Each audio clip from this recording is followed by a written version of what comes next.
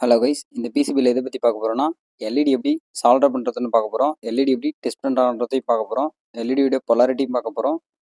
இந்த ஒயிட் கலரில் சின்னசாக இருக்குங்களா, இதுதான் பார்த்தீங்கன்னா எஸ்எம்டி டைப் எல்இடி. எல்இடினா வந்து லைட் எமிட்டிங் டயோடு. டயோடில் ஒரு டைப்பை தான் நம்ம வந்து எல்இடின்னு சொல்கிறோம். அதாவது லைட் வந்து எமிட் பண்ணக்கூடிய டயோடு தான் எல்இடின்னு சொல்கிறோம். இந்த எல்இடிக்கு பார்த்தீங்கன்னா பொலாரிட்டி இருக்குது. பொலாரிட்டினா வந்து ப்ளஸ் மைனஸ். இதில் பார்த்தீங்கன்னா க்ரீன் கலர் ஒரு கோடு தெரியுதுங்களா, அதுதான் வந்து கேத்தோடு, அதுக்கு ஆப்போசிட்டான பகுதி ஆனோடு. அதேமாரி பிசிபி போர்டில் பாருங்கள், ஒரு சைடு லைன் கொடுத்துருக்காங்களா, அந்த சைடு தான் வந்து கேத்தோடு, அதுக்கு ஆப்போசிட்டான பகுதி ஆனோடு. எல்இடி எப்படி டெஸ்ட் பண்ணுறதுன்னு பார்ப்போம். ஸோ மல்டிமீட்டர் எடுத்து கண்டினியூட்டியில் வச்சுக்காங்க, இல்லைனா டயோடில் வந்து வச்சுக்காங்க. நான் வந்து டயோடில் வச்சுக்கிறேன், ஏன்னா டயோடில் ஒரு டைப் தானே எல்இடி, அதனால் டயோடில் வச்சுக்கிறேன்.